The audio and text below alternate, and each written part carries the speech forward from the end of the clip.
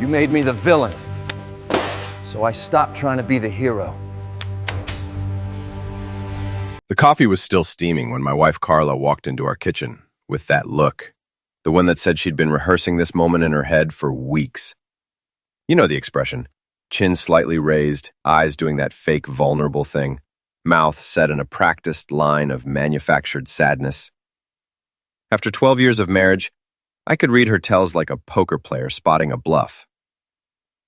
"Will, we need to talk," she said, setting her designer purse on the granite countertop with deliberate precision. Everything Carla did was deliberate these days, especially since her promotion to senior marketing director at Coastal Dynamics Corporation. I took another sip of coffee and glanced at the morning papers spread across our kitchen table. The sports section was particularly riveting that day, anything to avoid giving her the dramatic reaction she was clearly fishing for. "About what?" I asked, not looking up from the Red Sox scores. She cleared her throat, a sound that had once been endearing, but now reminded me of a car engine that needed a tune-up. "About us, about where we're going, about whether we're still compatible." Shameful.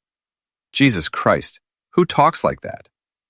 I folded the newspaper and finally looked at her. Carla stood there in her perfectly pressed business suit, blonde hair styled in that severe bob that cost more than most people's car payments, waiting for me to crumble. "Let me guess," I said, leaning back in my chair. "You've been doing some soul-searching during those late nights at the office, really examining what you want out of life. And somehow, miraculously, what you want doesn't include a blue-collar boat builder who gets grease under his fingernails. Imprison." Her mouth opened slightly, the first genuine reaction I'd seen from her in months. "That's not... this isn't about your job, Will." "Million?" "No. Then what's it about? Because I'm pretty sure I know where this conversation is heading, and I'd rather skip the part where you pretend this is some mutual realization we've both been having." The truth was, I'd been expecting this moment for exactly 4 months, 2 weeks, and 3 days. That's when I'd first noticed the changes. The new perfume. The gym membership she suddenly took seriously. The way she'd started putting her phone face down during dinner. The mysterious text messages that made her smile in ways I hadn't seen in years. But the real kicker? The day I'd stopped by her office to surprise her with lunch and saw her laughing with Derek Turner, the company's Golden Boys senior manager. The way they stood just a little too close. The way his hand lingered on her lower back. The way she looked at him like he was the answer to every prayer she'd never bothered to say. I'm not stupid. I build custom boats for wealthy clients who think they can buy respect along with their 40-foot yachts. You learn to read people in this business, their insecurities, their desperate need to prove something to the world. Carla had that same hungry look lately, like she was shopping for a life upgrade, and I was the outdated model she needed to trade in. "I think," she continued, her voice taking on that practiced, therapeutic tone, "we've grown into different people. We want different things now." "Different things," I repeated, nodding slowly. "Like what? A corner office? A husband who wears suits instead of work boots? Someone who can network at country club dinners without embarrassing you?" "You're being unfair." "Am I? Because from where I'm sitting, it looks like you've already made your decision. The only question is whether you're going to have the guts to be honest about it." Redhead, she flinched. Good. I was tired of pretending I didn't know what was happening. Tired of watching her practice her exit speech in the bathroom mirror. Tired of being treated like the consolation prize in my own marriage. "There's something else," she said, her voice dropping to barely above a whisper. "Something important we need to discuss." And there it was, the nuclear option. I could see it in her eyes, the way she touched her stomach almost protectively. The final card she thought would guarantee her the reaction she wanted. "You're pregnant," I said flatly. Her eyes widened. "How did you—" "The prenatal vitamins in your purse. The fact that you haven't had a drink in 6 weeks. The way you've been touching your stomach when you think I'm not looking."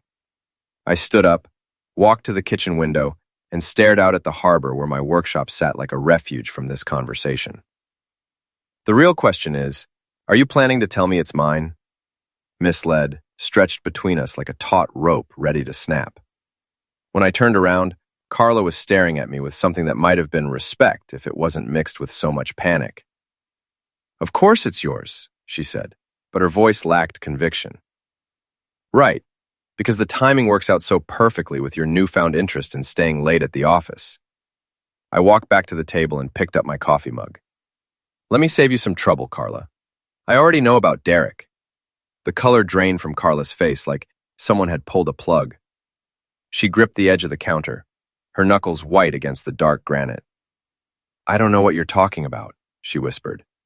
But we both knew it was a lie. Sure you do. Derek Turner. 6'2", drives a silver BMW, has that annoying habit of wearing his Rolex just a little too loose so it catches the light during meetings. Ring any bells? I've been watching them for weeks. Not like some obsessed stalker, but with the methodical patience of someone who builds things for a living. You don't rush when you're working with your hands. You observe, you plan, you execute with precision. Same principle applied here. The Harborview restaurant, last Thursday night. Table by the window. You had the salmon, he had the steak. Very romantic, by the way. I especially liked the part where he held your hand during dessert. Carla's breathing became shallow. You followed me? Teammates. Didn't have to. Mrs. O'Malley from down the street mentioned seeing you there with some handsome young man who definitely wasn't your husband. You know how she loves to chat when I'm working in the garage? Beauty of living in a small coastal town was that everyone knew everyone else's business. Privacy was an illusion, especially when you were stupid enough to conduct your affair at the most popular restaurant within 50 miles. Will, please let me explain. Explain what? How you've been screwing your boss while I'm working 16-hour days to pay for this house? How you've been planning your exit strategy while I'm busting my A to give you the life you said you wanted? I set down my coffee mug harder than necessary. Or maybe you want to explain how that baby you're carrying has about a 50-50 chance of calling me daddy. She started crying then, but they weren't the tears of someone who felt guilty. They were the frustrated tears of someone whose carefully orchestrated plan had just blown up in her face. It's not like that, she sobbed. You don't understand what it's been like, being married to someone who doesn't share my ambitions, who doesn't want the same things.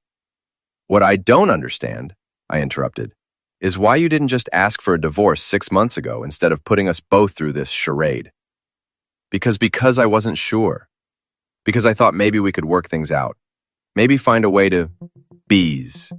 The word came out harder than I intended, but I was done with her performance. You weren't sure about what? Whether Derek was going to leave his fiancée for you? Whether the promotion would come through?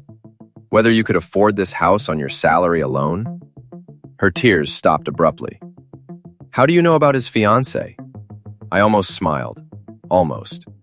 Same way I know about the late-night phone calls, the weekend business trips that coincidentally matched his schedule, the fact that you've been researching divorce lawyers for the past 2 months. Willingness. That last part was a bluff, but her reaction told me I'd hit close to the mark. You went through my computer? Didn't have to. You left the browser history open last Tuesday night. Very thorough research, by the way.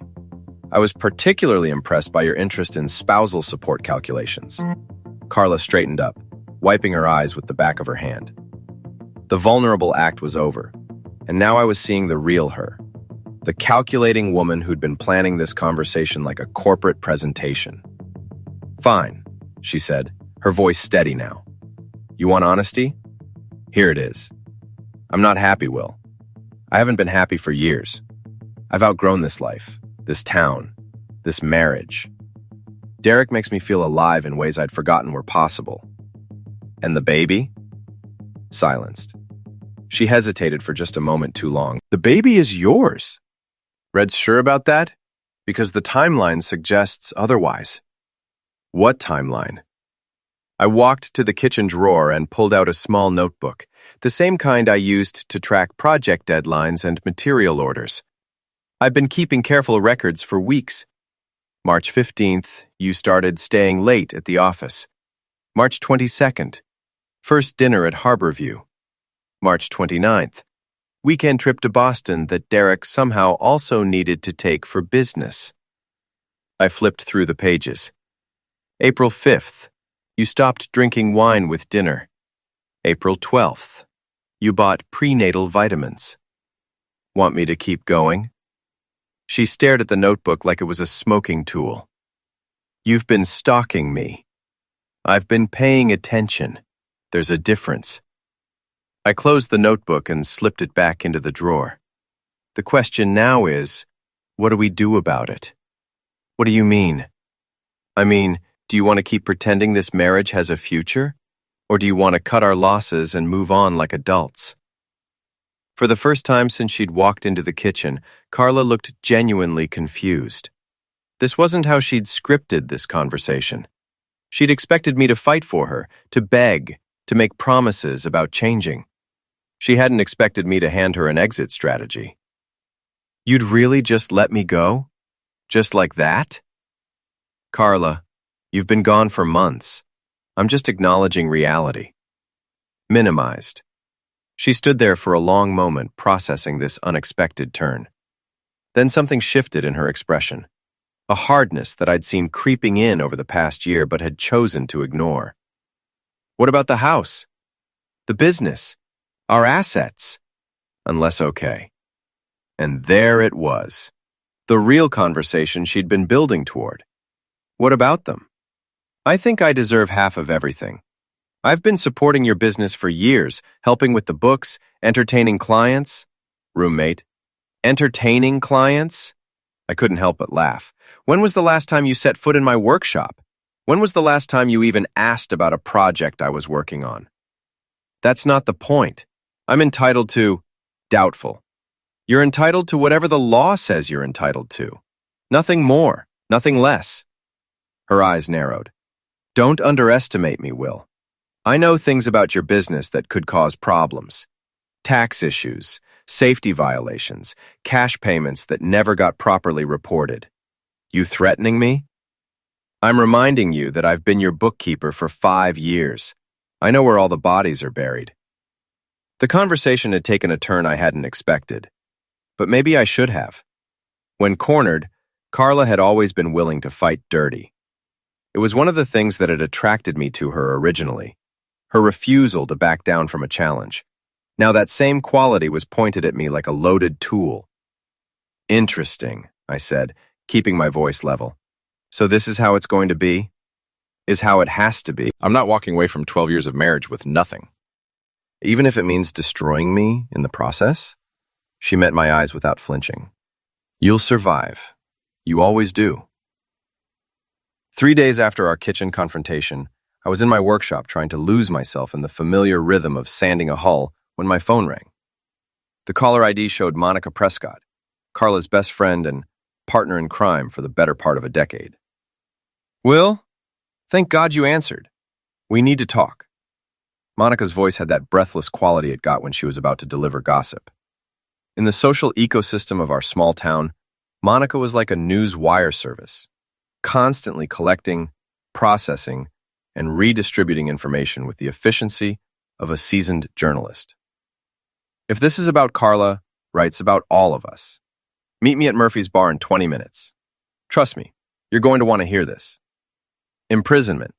Mrs. was the kind of waterfront dive where locals went to drink away their problems without judgment. The floor was sticky, the lighting was dim, and the bartender minded his own business. Perfect for the kind of conversation Monica apparently had in mind. I found her in a corner booth, nursing a vodka tonic and looking uncharacteristically serious. Monica was usually put together like she was heading to a photo shoot, but today, her hair was pulled back in a messy ponytail, and she wasn't wearing makeup. You look like heck, I said, sliding into the booth across from her. Thanks.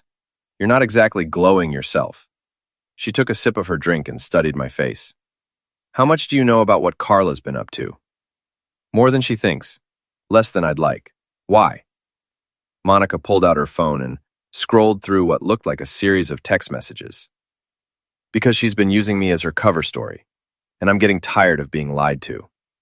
She turned the phone toward me. The messages were from Carla, dating back several months. Each one was a variation on the same theme. Tell Will I'm with you if he asks. Cover for me tonight. Important client dinner. Monica time. You know the drill. She's been telling you she was with me when she was really with Derek, Monica continued.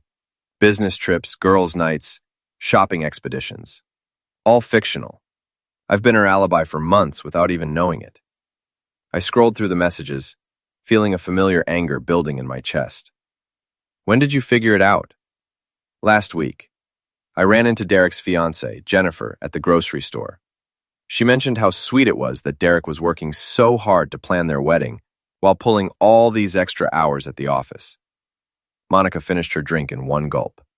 That's when I realized Carla wasn't working late. She was playing house with someone else's man. Why are you telling me this? Because Jennifer's a good person who doesn't deserve what's coming.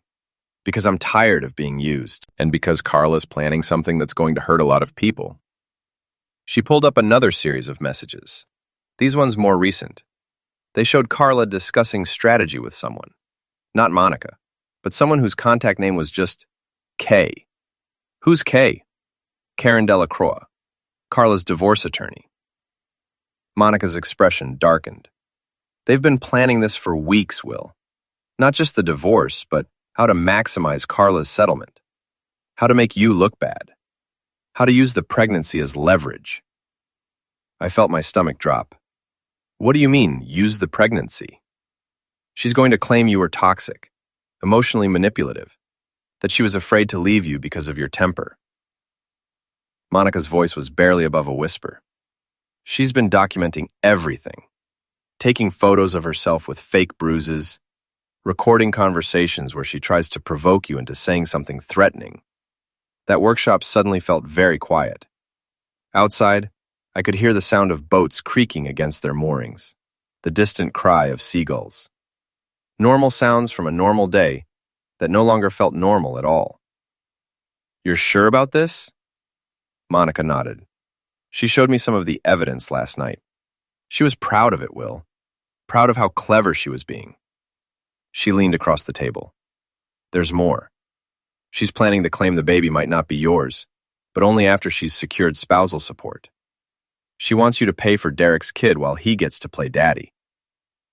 I closed my eyes and tried to process what I was hearing. The woman I'd been married to for 12 years wasn't just leaving me.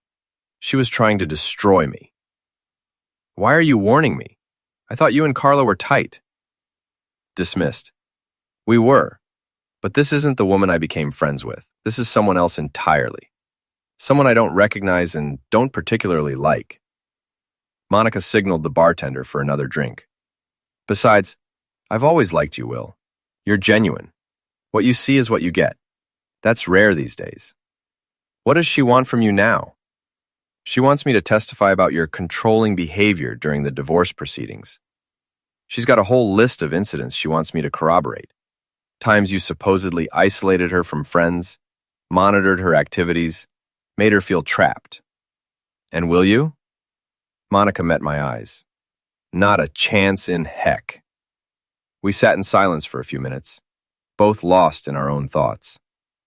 The bartender brought Monica's fresh drink and asked if I wanted anything. I ordered a beer, suddenly feeling like I needed something to steady my nerves. There's something else, Monica said after the bartender left. Derek's not the only one she's been talking to. What do you mean? She's been in contact with some of your former clients, the ones who weren't completely satisfied with their boats. She's trying to dig up complaints, anything she can use to make your business look unstable or unreliable. That hit me like a physical blow. My reputation was everything in this business. I'd spent 15 years building relationships with clients, delivering quality work, standing behind every boat that left my workshop. The idea that Carla would try to sabotage that? Which clients? Richard Brennan, for one. Remember him? The guy with the 36-footer who complained about the engine noise? Restrictions. I remembered. Brennan was one of those customers who would never be satisfied, no matter what you did. He'd found fault with everything from the paint color to the placement of the cup holders. I'd eventually refunded part of his payment just to make him go away. She contacted him? Last week, told him she was reviewing business practices, and wanted to know if he had any unresolved concerns about his boat. Monica shook her head. She's building a case that your business is failing, that you're unreliable, that she needs spousal support because you can't provide stable income. The pieces were falling into place now. This wasn't just a divorce. It was a systematic campaign designed to leave me with nothing. No wife, no money, no business, no reputation. A complete scorched earth approach that would ensure Carla got everything she wanted while destroying everything I'd worked for. How long do I have? She's filing the papers next week. The restraining order request goes in at the same time, along with a motion for emergency spousal support. Monica's voice was grim. Once that happens, you'll be locked out of your own house and paying her bills while she lives there with Derek. Derek's moving in? That's the plan. His lease is up at the end of the month, and Jennifer kicked him out yesterday when she found out about the affair. Carla's offering him a soft landing. I took a long pull of my beer and tried to think. Everything was happening faster than I'd anticipated. I'd known the marriage was over, but I'd assumed we'd handle it like adults. I hadn't expected this level of betrayal. Monica, I need to ask you something, and I need you to be completely honest. Okay. Are you willing to help me fight back? She didn't hesitate. What do you need? Frank Kowalski had been my friend since high school, back when we were both more interested in fixing motorcycles than planning for the future. Now he ran the most successful auto repair shop in town, but he still had the same mischievous grin that had gotten us both into trouble 30 years ago. So let me get this straight, he said, wiping grease off his hands with a shop rag. Your wife is trying to frame you for domestic misuse, steal your business, and stick you with child support for another man's kid? That's about the size of it. Frank whistled low. And I thought my divorce was messy. What do you need from me? We were standing in his garage, surrounded by the familiar smells of motor oil and metal. Frank's place had always been a refuge for me, somewhere I could think clearly without the complications of my regular life intruding. Information, mainly, and maybe a little creative problem-solving. I'm listening. I pulled out my phone and showed him a photo I'd taken of Derek's BMW. This is Derek Turner's car, silver 2019 BMW 330i, license plate Winner 1, because apparently subtlety isn't his strong suit. Hamilton studied the photo. Nice ride. What about it? Derek's got a reputation for being particular about his possessions. Obsessive, even. His car is always spotless, perfectly maintained, parked in the same spot at work every day. What would happen if someone were to, hypothetically, make that car less perfect? Frank's grin widened. Hypothetically? Well, there are lots of things that could go wrong with a car. Mechanical failures, vandalism, acts of God. Insurance covers most of it, but the inconvenience factor can be significant. What kind of inconvenience? Depends on what goes wrong. Sugar in the gas tank is mostly a myth, by the way. Won't actually damage the engine. But there are other options. More creative ones. Frank walked over to his workbench and started pulling out various tools and supplies. For instance, you could remove the valve caps from the tires and let out just enough air to make them look flat without actually damaging them. Or you could put a small piece of tape over the sensor for the backup camera. Harmless, but annoying. What about something more memorable? Well, if someone were to place a small amount of fish oil in the air conditioning system, the smell would be nearly impossible to remove. Or you could put petroleum jelly on the door handles. Won't hurt anything, but it's messy and embarrassing. I was starting to see the possibilities. How hard would it be to make these things look like they happen naturally? Think that's the beauty of it. Most of these tricks are designed to look like coincidence or bad luck. No obvious signs of tampering, no permanent damage, just a series of unfortunate events that happen to occur at the worst possible times. Planning what Frank cheerfully referred to as Operation Karma. Nothing illegal, nothing that would cause real damage, but a series of minor disasters that would make Derek's life significantly more complicated. What about Carla? Frank asked as we finished our planning session. That's where Monica comes in. I'd arranged to meet Monica again that evening, this time at her apartment. She'd been gathering intelligence on Carla's activities, and I was hoping she'd found something useful. I've got good news and bad news, Monica said, letting me into her living room. Which do you want first? Bad news. Carla's moving faster than we thought. She's filing for divorce tomorrow morning, along with a restraining order that will keep you away from the house and the business. I felt my stomach clench. How is that possible? She can't just lock me out of my own workshop. She can if she claims you're a threat to her safety. The restraining order is temporary, but it'll be in effect until you can get a court hearing. That could take weeks. And the good news? Monica smiled. I've been recording our conversations. She pulled out her phone and played back a conversation from the night before. Carla's voice was clear and unmistakable. The key is to make him look unstable, controlling, maybe a little dangerous. I've got photos that show bruising, and Monica can testify about his possessive behavior. The pregnancy just makes it more convincing. What judge is going to rule against a pregnant woman who's afraid of her husband? Are you sure this will work? That was Monica's voice, carefully neutral. Trust me, I've done my research. Men like Will are easy targets. Blue collar, traditional, probably voted for Trump. The courts eat that narrative up. He'll be lucky to get supervised visitation with the kid, assuming it's even his. The recording continued for several more minutes, with Carla outlining her strategy in detail.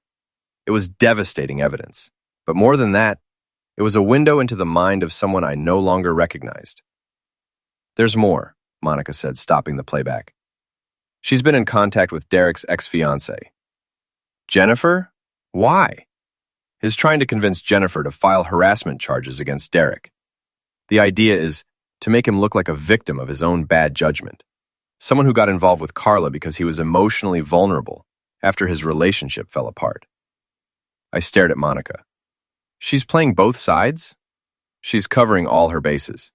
If Derek becomes a liability, she'll throw him under the bus to protect herself. If you become too difficult to deal with, she'll use Derek as evidence that she was trying to escape a toxic marriage. The complexity of Carla's scheme was almost too much to bear. She'd thought of every angle, planned for every contingency. But there was one thing she hadn't counted on: Monica's loyalty shift. What do you need me to do? Monica asked. Keep recording everything. Document every conversation, every plan, every lie she tells. And when the time comes, be ready to testify about what you really know. What about Derek? Leave Derek to me. The next morning, I put the first phase of our plan into motion. Derek's BMW was parked in its usual spot in the Coastal Dynamics parking lot, gleaming in the morning sun like a beacon of arrogance. Frank had provided me with everything I needed: a small vial of fish oil, some petroleum jelly, and a valve stem tool for adjusting tire pressure. The whole operation took less than 5 minutes, and to anyone watching, it would have looked like I was just walking through the parking lot. By lunchtime, Derek's perfect day had become considerably less perfect. The fish oil in his air conditioning system had created a smell that made his car nearly undrivable. The petroleum jelly on his door handles had transferred to his expensive suit, and the slightly deflated tires had triggered his car's warning system, making him think he had a serious mechanical problem. But the real masterstroke came when Derek called his insurance company to report possible vandalism. The insurance investigator found no evidence of tampering, which meant Derek had to pay for the cleaning and repairs himself. More importantly, it meant he looked paranoid and high maintenance to his coworkers. Did you hear about Derek's car troubles? Monica called to tell me that afternoon. He's been ranting about it all day, claiming someone's sabotaging him. People are starting to think he's losing it. What about Carla? She's furious. She thinks Derek's drawing unwanted attention to himself, which could complicate her plans. They had a huge fight in her office this morning. Anyone overhear it? Half the floor. Something about Derek being careless and Carla being a control freak. It got pretty ugly. Perfect. The pressure was starting to show cracks in their relationship. But I knew this was just the beginning. Carla had declared war on my life, and I was finally ready to fight back. The restraining order was served at 6 a.m. on a Thursday morning by a sheriff's deputy who looked like he'd rather be anywhere else. I was in my workshop, already 2 hours into my workday, when he knocked on the door with the kind of authority that meant business. "William Haynes? That's me. I need you to read this carefully, sir. As of right now, you're prohibited from going within 500 feet of your wife, your home, or her place of employment. You have 24 hours to collect essential personal items from the residence, but only with police supervision." I scanned the legal document, noting the carefully worded allegations. According to Carla's sworn statement, I had a history of controlling and intimidating behavior, had made threats of physical violence, and had created an atmosphere of fear that made her concerned for her safety and that of her unborn child. It was all lies, but they were convincing lies, backed up by what appeared to be photographic evidence and witness statements. "Any questions, sir?" "Just one. How long does this last?" "There'll be a hearing in 2 weeks. Until then, you need to stay away from the locations listed in the order. Violation is a criminal offense." After the deputy left, I called them terkinally, "Nethative, this is Carla Pert and First." After the deputy left, I was processed these violence. "Until then, you need to stay away from the locations listed in the order. Until then, you need to stay away from the locations listed in the order." After the deputy left, I called them 2 weeks. After the one person I knew could help me navigate this legal minefield. Sarah Chen, a family law attorney who'd handled my business incorporation years earlier. "Will, I have to be honest with you," Sarah said after reviewing the restraining order. "This is a well-constructed case. Your wife has documentation, witness statements, and physical evidence. Fighting it is going to be difficult and expensive. The evidence is fabricated. See, prove that? I thought about Monica's recordings, but I wasn't sure they'd be admissible in court. I'm working on it. Work faster. In the meantime, you need to be absolutely perfect. No contact with your wife, no attempts to go to the house, no social media posts about the situation. Anything you do can and will be used against you." Reluctantly. That afternoon, I violated Sarah's advice in the most spectacular way possible. I was at Murphy's bar, nursing a beer and trying to figure out my next move, when Derek walked in with 2 of his colleagues from Coastal Dynamics. They took a table near the window, and Derek immediately launched into what sounded like a familiar rant about his recent car troubles. "I'm telling you, someone's targeting me," he said, loud enough for half the bar to hear. "First the car, now someone's been calling my apartment at all hours, hanging up when I answer." That was news to me. I hadn't been making any phone calls. "Maybe you're just paranoid," one of his colleagues suggested. "Stress can make you imagine things." "I'm not imagining anything. Someone's trying to mess with my life, and I have a pretty good idea who it is." Jeff's eyes found mine across the bar. For a moment, we just stared at each other. The wronged husband and the homewrecker, sizing each other up like duelists in an old western. Then Derek stood up and walked over to my table. "Will Haynes, right? I think we need to talk." "I don't think we do. See, that's where you're wrong. Because I know what you've been doing, and it needs to stop." Was taller than me by a few inches, and he clearly worked out regularly. He had the kind of confident posture that came from never having been in a real fight, never having to worry about whether he could back up his words with action. "What exactly do you think I've been doing?"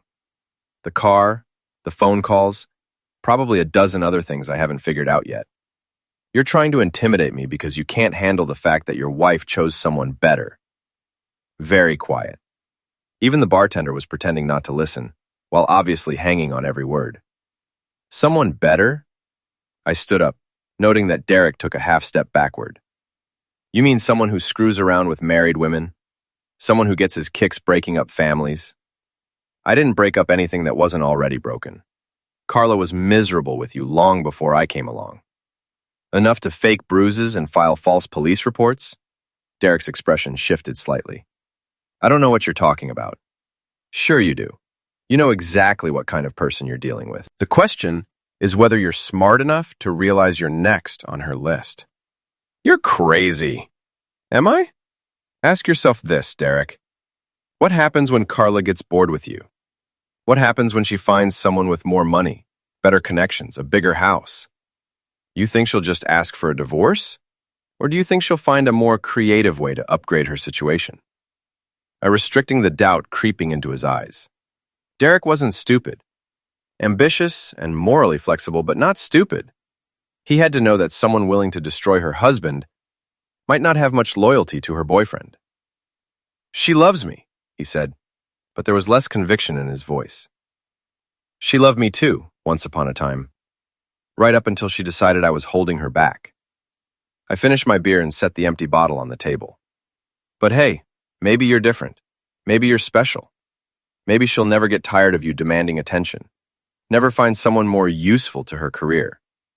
You don't know anything about our relationship. I know she's using you the same way she used me. The only difference is you're too blinded by great love and professional ambition to see it coming." Derek's face flushed red. "You son of a witch. Careful, Derek. There are witnesses here, and I've got a restraining order that makes me look like the dangerous one. You really want to throw the first punch?" He stood there for a long moment, fists clenched, clearly wanting to take a swing, but smart enough to realize it would be a mistake. Finally, he turned and walked back to his table, muttering something under his breath that I couldn't hear. But I'd accomplished what I'd set out to do.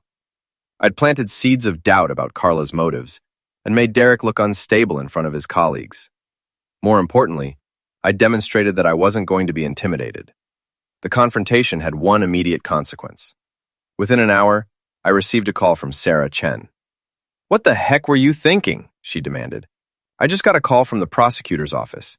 Your wife is claiming you violated the restraining order by threatening her boyfriend in a public place." "I didn't threaten anyone. I had a conversation.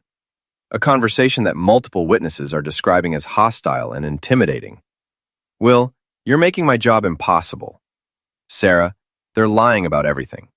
The misuse, the threats, probably the pregnancy. I can't just sit back and let them destroy my life." "Yes, you can. That's exactly what you have to do until we can prove your innocence in court. Any more stunts like this, and you'll be facing criminal charges on top of the divorce." But I was past the point of playing defense. Carla and Derek had declared war on my reputation, my business, and my future. If they wanted a fight, I was going to give them one they'd never forget.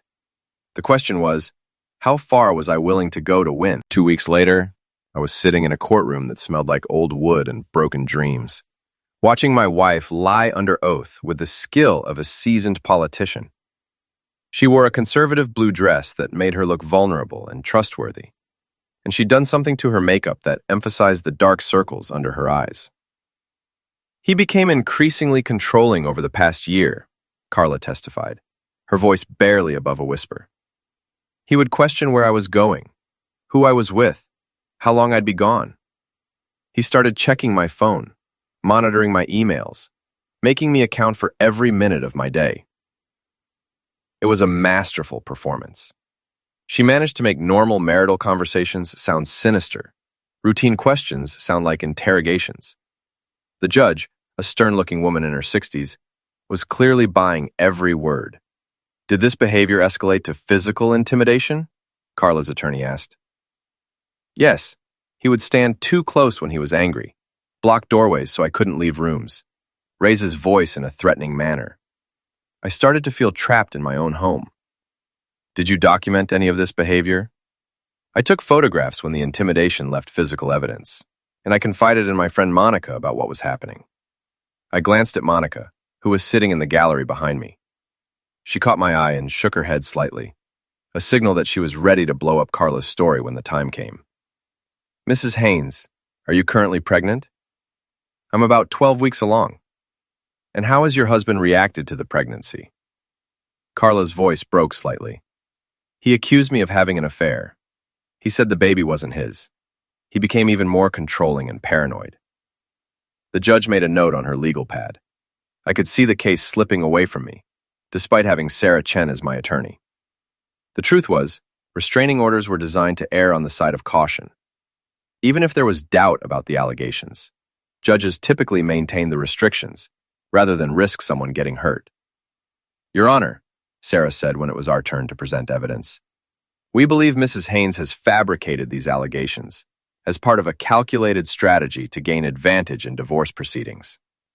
That's a serious accusation, counselor. I hope you have evidence to support it. We do, Your Honor. I'd like to call Monica Prescott to the witness stand. Classified's face went white.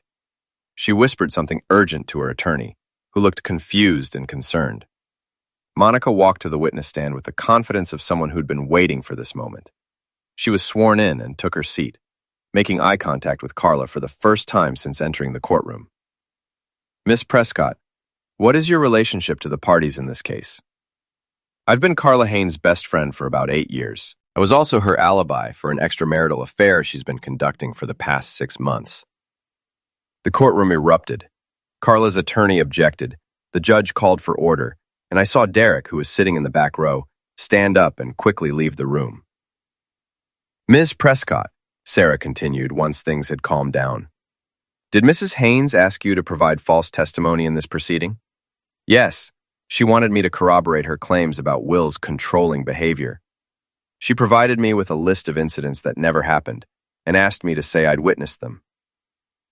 Did Mrs. Haynes discuss her strategy for these proceedings? Monica pulled out her phone. She discussed it extensively. I recorded our conversations. The next 20 minutes were devastating for Carla's case. The court heard recordings of her planning false allegations, discussing how to manipulate the legal system, and laughing about how easy it would be to destroy me financially and professionally. But the most damaging revelation came when Monica testified about the pregnancy. Carla told me the baby might not be Will's, but that she was going to claim it was his regardless. She said, and I quote, "He'll pay child support for 18 years while Derek and I raise the kid. It's perfect revenge for all those years I wasted with him." The judge's expression had grown colder with each revelation. When Sarah finished her questioning, Carla's attorney declined to cross-examine Monica, probably because there was no way to rehabilitate such devastating testimony.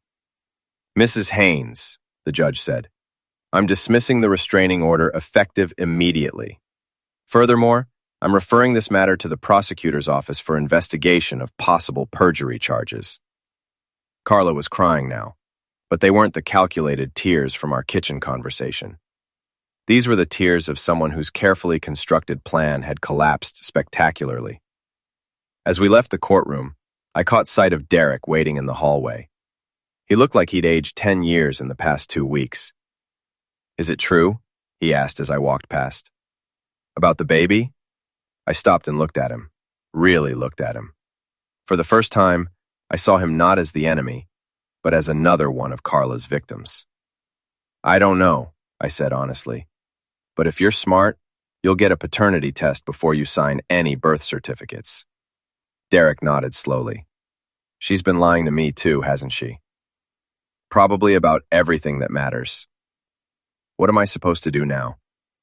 Same thing I'm doing. Start over and try to make better choices. Derek standing in the courthouse hallway, probably contemplating the wreckage of his own life. I almost felt sorry for him.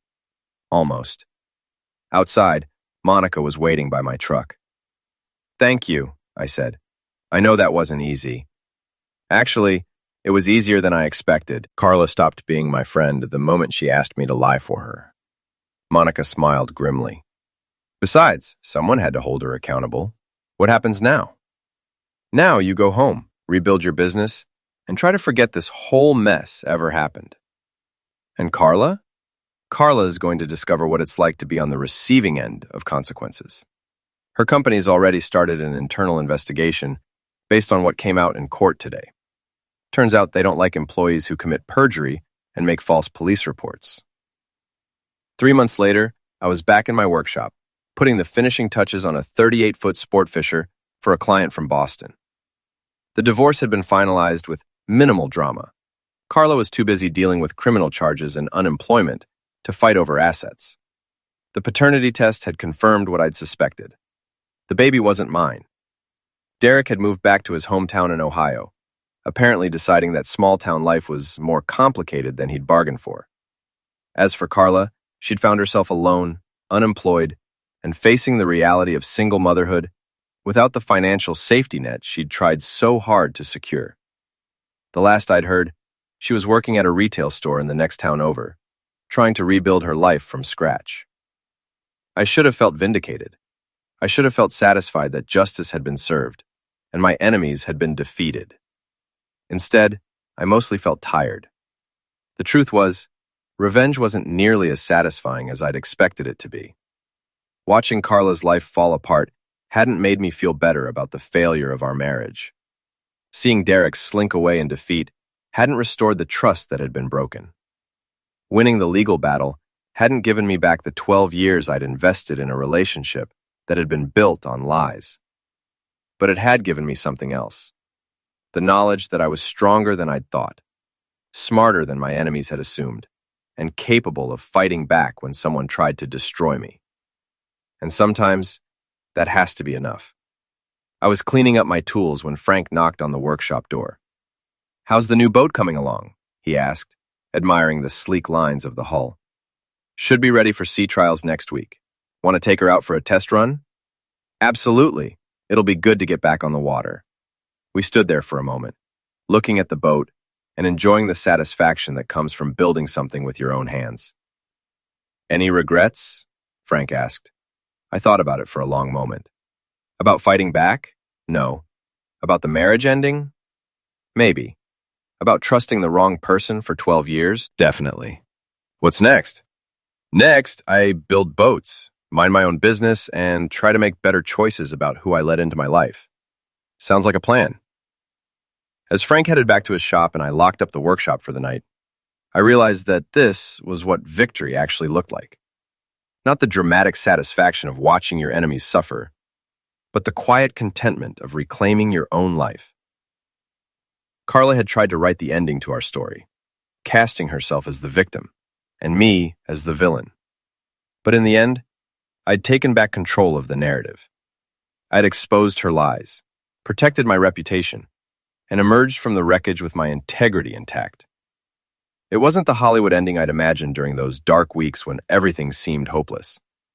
But it was real, and it was mine, and that made it better than any fantasy revenge could ever be. Some battles are worth fighting, not because victory feels good, but because losing would feel worse. This had been one of those battles, and I'd won.